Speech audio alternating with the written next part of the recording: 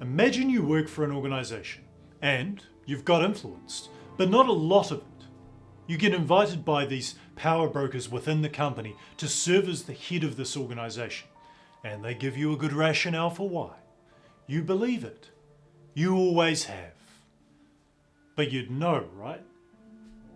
You'd know that they would be expecting something of you, that it wasn't out of deference to you that you were chosen. That's the situation that Catherine II of Russia found herself in after she was delivered to the throne in a coup d'etat. Catherine II came to the throne as a usurper, and as often the case in such matters, in the early going, it was she who had to seek the favour of others. She wrote to her once lover Poniatowski, stating, "Even the lowliest of guardsmen looks at me and thinks, 'This is the work of my own hands.' I am forced to do 1,000 odd things. If I give way, they will love me, but if not, then I don't know what will happen." Catherine began her reign by showering gifts and money upon those who had conspired to place her on the throne. She brought back the once disgraced Chancellor Bestuzhev, announced his innocence, restored his titles, and made him the first member of her imperial council. But like Julius Caesar, she also showed clemency towards her opponents. Elizabeth Vorontsova, the mistress of Catherine's husband Peter, who had agitated to have Catherine committed to a convent so that Vorontsova could marry Peter. Well, Vorontsova was given a house in Moscow. When Vorontsova married and had a child, Catherine would serve as godmother. She kept Peter's Chancellor Vorontsov, the brother of Elizabeth Vorontsova, on in his role as well. To the general who had instructed Peter to march on St. Petersburg and rally the troops to his side against Catherine, she told him, "You only did your duty. You are released." Much like first impressions in real life, how a leader acts in response to events early in their tenure tends to form a strong and lasting impression. And Catherine understood this. She had heard rumours of some loose-lipped, drunken officers in the Izmailovsky Guards who felt inadequately rewarded for their participation in the coup. These guards were talking of restoring the child Tsar Ivan VI, who had been in prison his whole life. She sent Count Razumovsky to investigate, but as the head of the Izmailovsky Guards, he simply recommended demotion and having these officers posted somewhere distant. Catherine thought this was far too lenient and made her feelings known, so the investigators condemned the men to... Here Catherine was actually able to intercede and have the sentences commuted to exile. They might have been her ploy all along. She was able to set an example, but also, and more importantly, to exercise the perception of virtue to her subjects.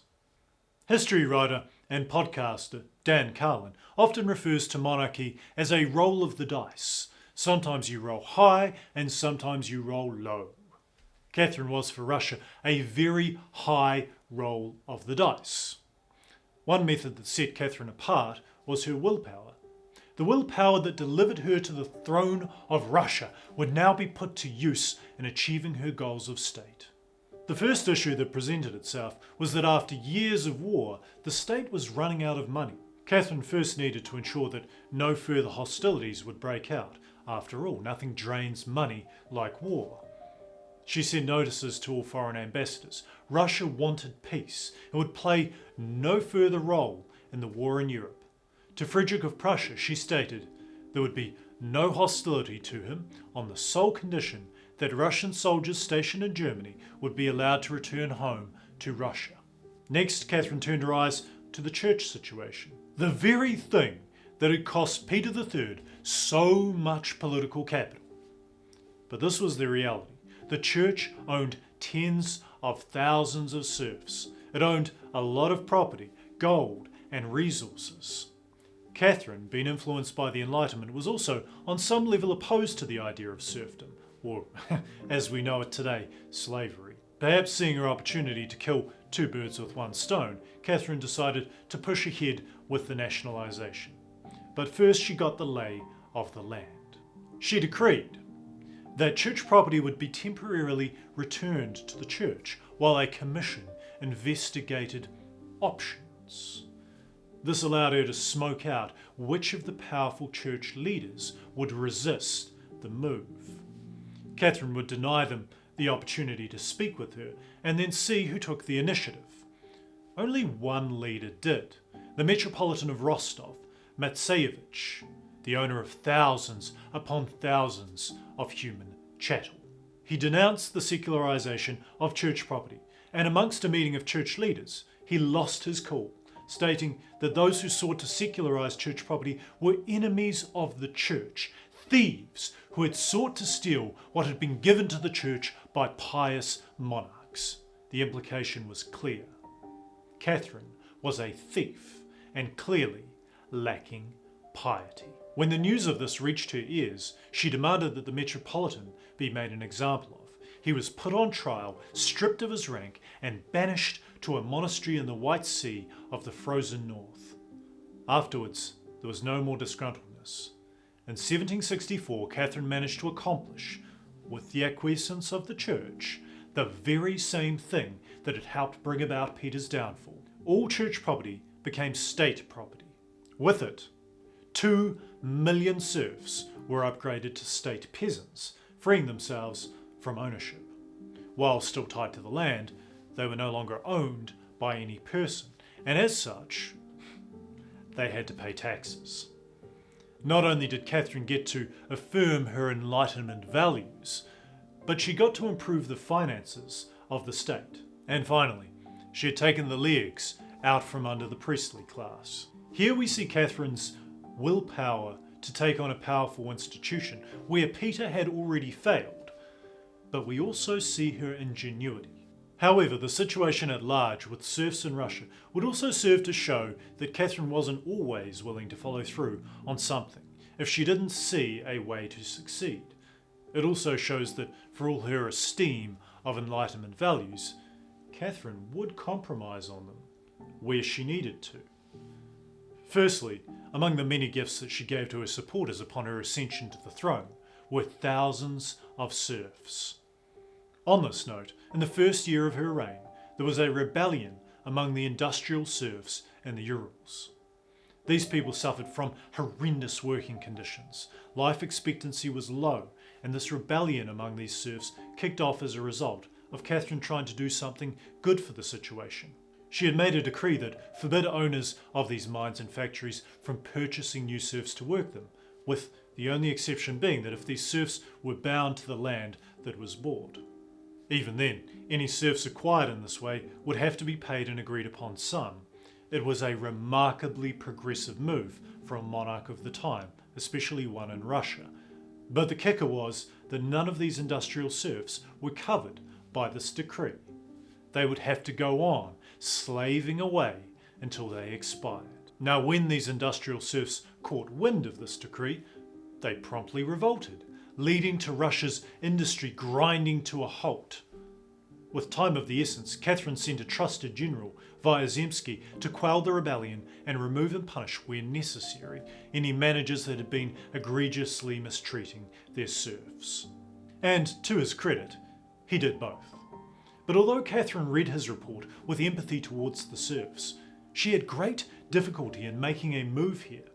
The serfs were beginning to understand the power of organised labour, and she was probably afraid of giving them too much, too soon. This was reinforced by the views of the nobility, who profited immensely from serfdom and didn't want to see any changes made, drastic or otherwise. Thus, Catherine was inclined to inaction here, and that propensity to sit on the fence may well have been taken as a sign of weakness in some quarters. It was certainly not the last time she would have to deal with a rebellion. Catherine developed a tendency to play the middle throughout her early reign. She was cautious of extremes when her own power base was not secure. Often her behaviour exhibits a play for time, waiting for more fortuitous events to arise. Another example where we see Catherine maintaining the status quo was in the treatment of Nameless prisoner number 1, the deposed child emperor Ivan VI. Catherine didn't quite know what to do about Ivan. He was, by now, a man in his late 20s who had been locked up in a fortress for almost his entire life. He had been given no education, no recreation, and the only people he was ever able to see were his jailers posted to his person, with explicit instructions to deal with him if anything were to ever set him free. It would be enough to drive most men mad. Catherine needed to assess the situation firsthand, as had her deceased husband Tsar Peter before her and the Empress Elizabeth before him. Ivan had a greater claim to the throne than Catherine had. He was a Romanov by blood rather than by marriage. If he could be assessed to be infirm of mind, however, she hoped that he might be able to be released from solitary. On the other hand, if he was sound of mind, he might be persuaded to take the robes and live out his life as a monk in a monastery.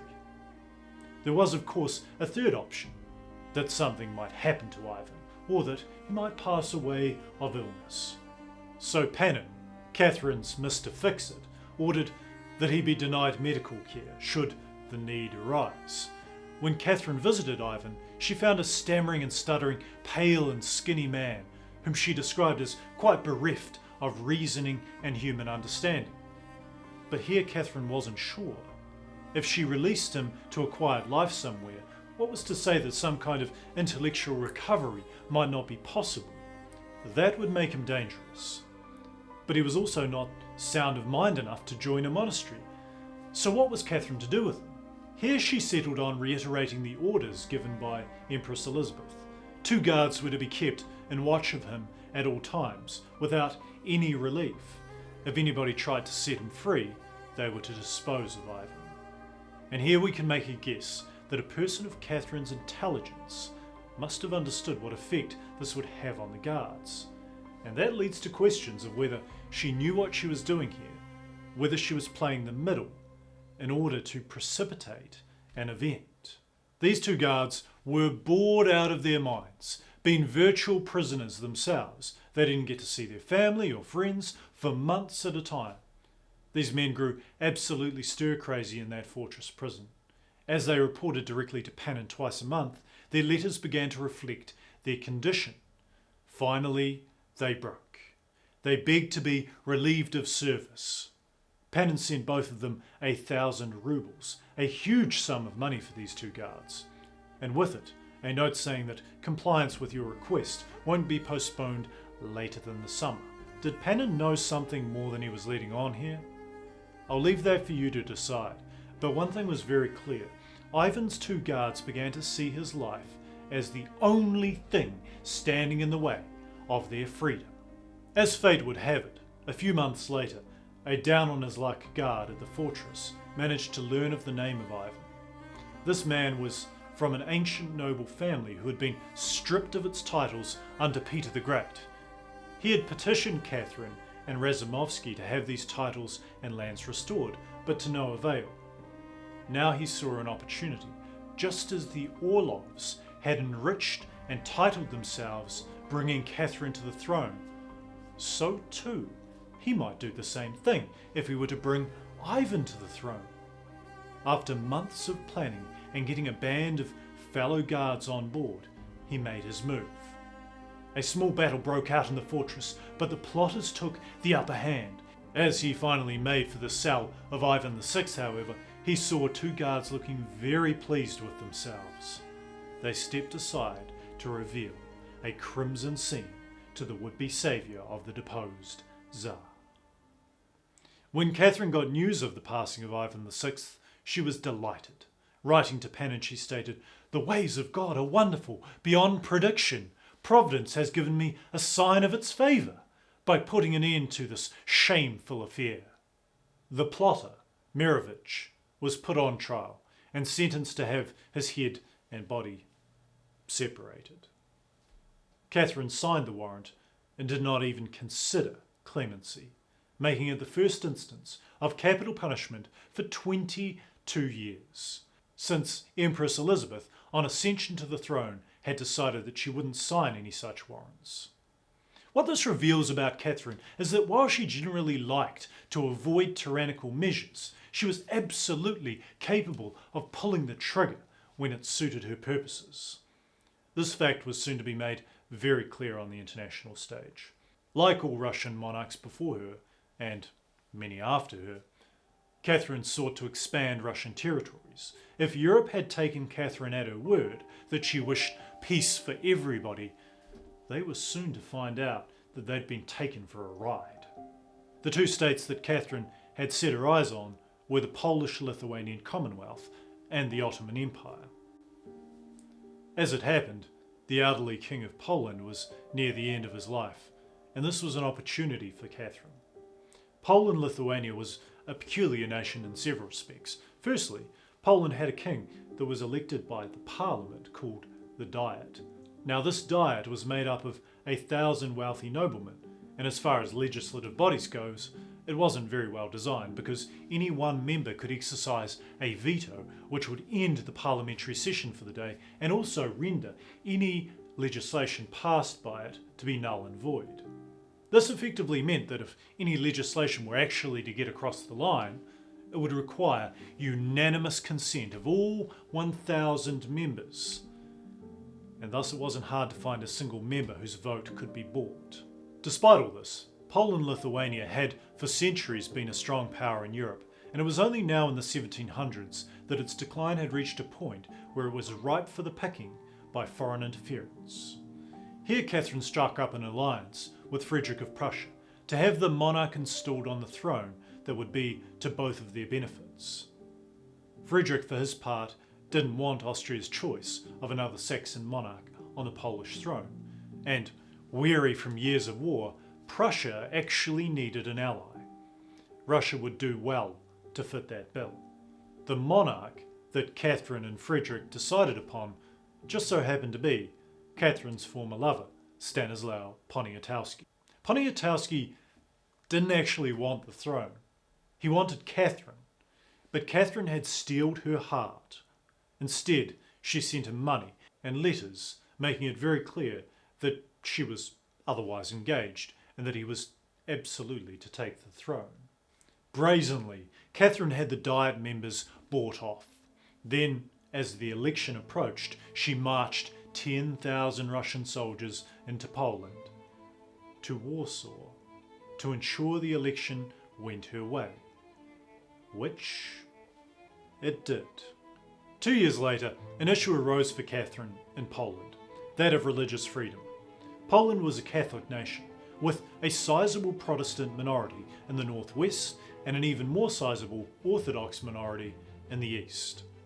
These religious minorities weren't allowed any real stake in Poland and continually appealed to both Prussia and Russia for protection. Catherine had heard rumours that Orthodox believers weren't allowed to build churches and were frequently barred from attending by Polish authorities. Catherine, having expended a lot of political capital nationalising the church and its property, had to do something to get the church power brokers back on her side. But she also saw an opportunity. Powerful factions in Poland wanted to reform the government, doing away with the veto and making the crown hereditary, thus strengthening the state. Furthermore, they wanted to make the military strong again, perhaps so that foreign powers couldn't just march their troops into the capital whenever they chose. Catherine, however, informed the faction that none of this could take place unless religious freedom was granted. And of course, very few Catholic Poles were going to accede to such demands. In the end, Catherine marched her troops into Warsaw once more and set about forcibly intimidating the Diet. A couple of prominent Catholic bishops were arrested, who were then sent to exile in Russia. The Diet appealed to Poniatowski, but he accepted Catherine's demands. Calls of traitor rang out, humiliating Poniatowski even further. However, with Russian bayonets shining in the midday sun, the Diet backed down and agreed to Catherine's terms about religious freedom. But no sooner had the Diet been released than a group of Catholic nobles assembled in the town of Bar and raised a Confederate rebellion in the service of Polish Catholic sovereignty. Catherine sent her troops south and handily defeated the Confederates, but soon the rebellion spread all across Poland. When the Russian forces finally captured the town of Bar in June of 1768, some of the Confederates slipped across the border into Ottoman territory. They were pursued by Cossack cavalry, but predictably this led to Ottoman and Russian troops engaging in open combat.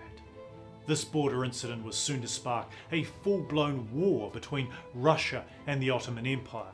It's hard to gauge just how much of this was Catherine's intentions, but it's clear that she was willing to gamble Russia's fiscal recovery on a war that might pay dividends in territory and loot. As it would happen, this war would do exactly that. Catherine, with the aid of some brilliant generals and admirals, captured not only Crimea from the Turks, but most of the Ukrainian Black Sea coast. The treaty was signed between the two nations to bring the war to a conclusion, which also allowed Russia unimpeded access to not only the Black Sea, but to trade access through the Bosphorus. Moreover, as the Russians had success after success in battle against the Turks, concern was growing in Europe about Catherine's ascendant power. Frederick saw that Poland-Lithuania was crumbling and would likely be absorbed by Russia writ large. Frederick wanted to get his end. For this, he enlisted his longtime rival Austria, reckoning that if Austria, Prussia and Russia all acted in unison, there would be little the rest of Europe could do to oppose them. Frederick would take the northwest slice, along with the Baltic coast, where a sizable portion of Protestants lived. Austria would take a slice to the south, including the city of Lvov, and Russia would take a sizable eastern slice, where many Orthodox lived. Catherine's grand military foray and diplomatic machinations were a grand success that transformed her from a usurper into a monarch that very much belonged among the pantheon of great Russian autocrats. And I think we have to view this within the context of its time. It's easy now to view Catherine's actions within the context of what's happening with Russia's present-day autocrat and his disastrous war of aggression in the Ukraine and say, well, what's different? Ironically, that's the same argument that Putin makes, and he's not altogether wrong on that point. Under the Pax Americana of the post-Second World War period, we have this global cultural agreement that the territorial integrity of nations will not be violated. But when we look at the historical record, this period that we're living in, well, it's the exception to the rule. And I say this not to endorse Putin's war of aggression, but simply to say that Catherine's actions were very much the norm of what monarchs engaged in. And also that nationalism has often been a construct that has allowed a psychological proxy for personal well-being. If you make your nation's success part of your self-concept, when your nation actually does succeed, you succeed. This notion of we are ascendant and as part of the group, I too share in that ascendancy, has been a key part of the buy-in that the common person makes when their nation goes to war, from the lowest station to the highest station. And we can make a very reasonable inference that Catherine understood this. She saw how the people of Russia reacted when her late husband, Tsar Peter III, sold out his nation to Frederick and Prussia. There was a sense of humiliation with that. Now, through the successful annexation of territory, she was instilling pride in her people. A quality that Catherine possessed that is often pushed to the side by virtue of her accomplishments is her innovative and open-minded thinking. Catherine was clearly high in openness to experience, and we can see this through her love of reading Enlightenment literature, of learning, of horse riding, of stimulating intellectual dialogues with the likes of Diderot and Voltaire. In the first years of her reign, she had called a National Assembly to propose reforms in the Russian Empire. Foremost in her mind at the time was the improvement of the lives of the serfs. She had even hoped for emancipation, but found the Assembly quite unwilling to entertain such notions. Nevertheless, it illustrates Catherine's proclivity for open-minded thinking. And these characteristics were to lead her to what is actually a pretty bold personal move. For centuries, smallpox had been a disease which didn't discriminate. It tore asunder the lives of both the poor and the wealthy alike. No shortage of European nobility and royalty had fallen victim to it. But Catherine had never caught it, and neither had her son, the heir, Paul. The disease had recently ripped through the Austrian royal line, and it was never far from Catherine's mind. But it wasn't until Panin's wife died of the disease that Catherine took some very novel and courageous steps. Inoculation, injecting liquid taken from the smallpox pustules of patients who were recovering from a mild case. It was a technique being used in Britain and in the British American colonies, but had henceforth been considered far too dangerous amongst the European nobility. Catherine, ever the voracious reader, had come to learn of a book published by one Dr. Thomas Dimsdale, who had described inoculation against smallpox and his experience with it and its successes. After a conversation, Catherine stated that she wished to be inoculated. Dimsdale was hesitant. Would it not be better to consult court physicians first? No, Catherine responded. Would it not be better to test on several young women her age first, so that she could see the effects? Again, Catherine was firm. No, she said. Dimsdale was pleased, but said he needed a couple of weeks to procure the right material from a peasant boy whom Catherine later granted a title, turning him into a noble. Then the fateful day arrived, and Catherine took the shots in both arms. She departed to a palace for isolation, and besides some slight discomfort and some mild pustules, the inoculation was a grand success. She quickly had Duke Paul inoculated too, and resumed her regular duties. At a meeting of the Senate, she was cheered. Catherine gave a short statement. My objective, through my example, was to save from death the multitude of my subjects who, frightened and unaware of the value of this technique, were left in danger. Soon 140 of the nobility of Petersburg had followed suit. By 1800, 2 million Russians had been inoculated.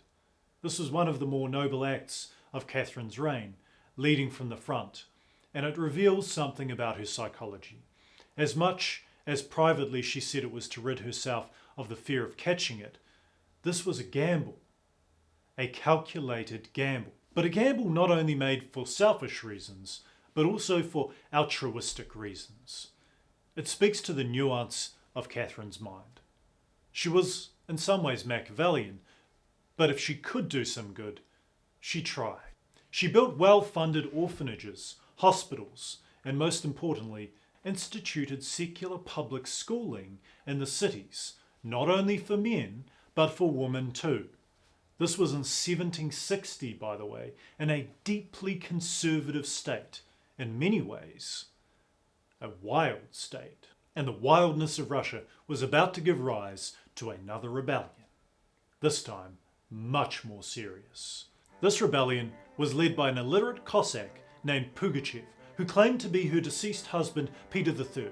Pugachev had a certain charisma about him, promising a class revolution of sorts, freedom from authority, overthrowing the nobility, emancipation of the serfs.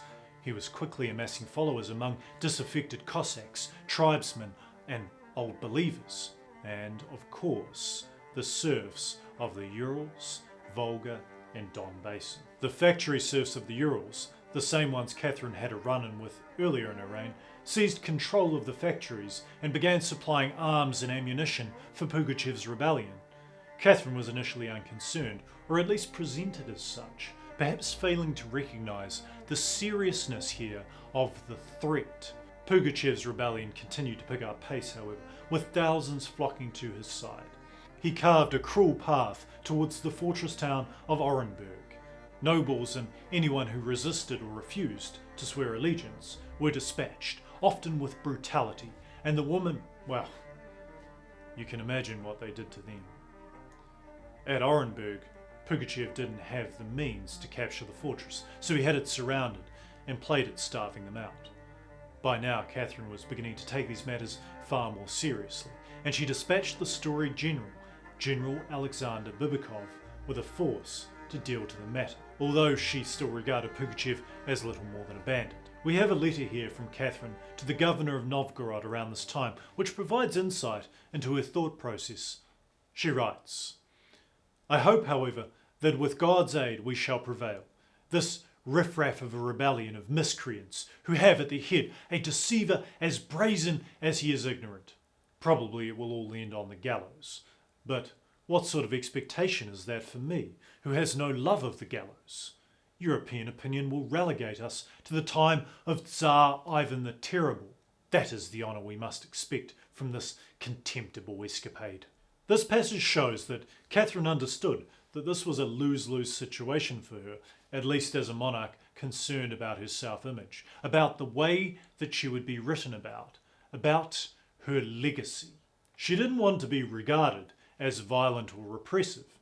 She wanted to be just, fair, kind, reasonable and merciful, all while wielding absolute power. And yet here she was presented with the obvious contradiction. One can't actually wield absolute power and always be kind, always be merciful. When Bibikov arrived in the region, he realized the situation was far more dire than they had realized. Pugachev was a demagogue of a people who had been oppressed for long enough to have wanted something better, even if it was promised to them by a liar and a brigand. Bibikov moved quickly to relieve Orenburg and met Pugachev's army of 9,000 in battle. Pugachev's army was no match for the professional army of Russia, and Pugachev was routed. At his nearby headquarters in Burda, he packed up and fled into the Ural Mountains with 2,000 men on horses, abandoning his peasants and freed serfs to their fates. Catherine, however, had given Bibikov explicit instructions to use a light hand, to disband the rebel army and send them home.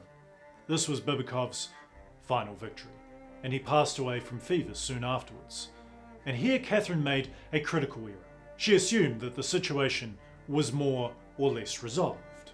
A commission of inquiry had cautious words for her, stating that he was a persuasive and charismatic man, this Pugachev, possessed of cunning, and shouldn't be forgotten until he was brought in chains or disposed of on the battlefield. These words would fall on deaf ears.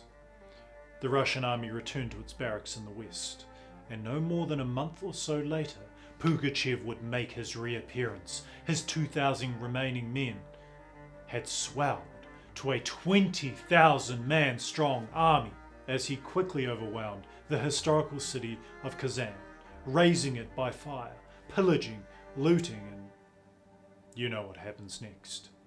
This time, Catherine was forced to send a less savoury figure, Panin's younger brother. The younger Panin was a retired general, a brilliant tactician, but an arrogant man who had no liking for Catherine and had made his views known as such. As much as it irritated her, here Catherine set aside personal grievances in favour of competence and his reputation for a heavy hand. General Panin, within the space of a few months, had defeated Pugachev at multiple battles, forcing him to flee south to his homeland in the Don Basin. Here he was betrayed by his lieutenants, themselves seeking amnesty, and brought in a cage by cart to Moscow. Pugachev's fate and that of his unrepentant lieutenants were never in doubt here. Catherine took a careful line, prohibiting the worst forms of extracting information.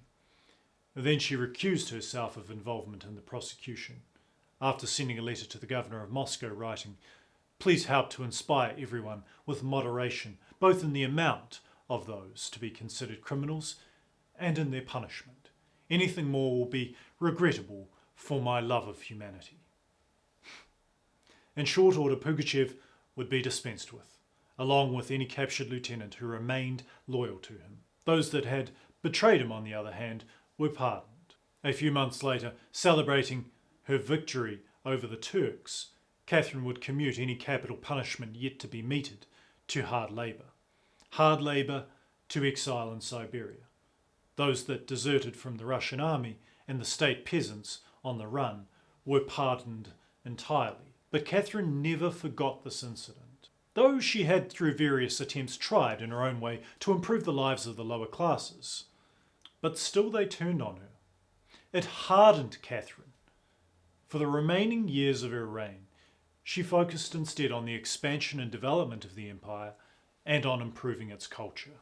The expansion of her empire and its development would largely be the work of her generals in terms of expansion, but in terms of development, a large part is due to her most famous of lovers, one Grigory Potemkin, the same young officer who handed her a sword knot as she prepared to ride out at the head of her army to capture her husband, Peter III, during the coup that brought her to the throne. Potemkin was an eccentric figure, of a storied and eccentric family, But much like his grandfather, he was a brilliant man of considerable talents in statecraft, in military matters, and in persuasion.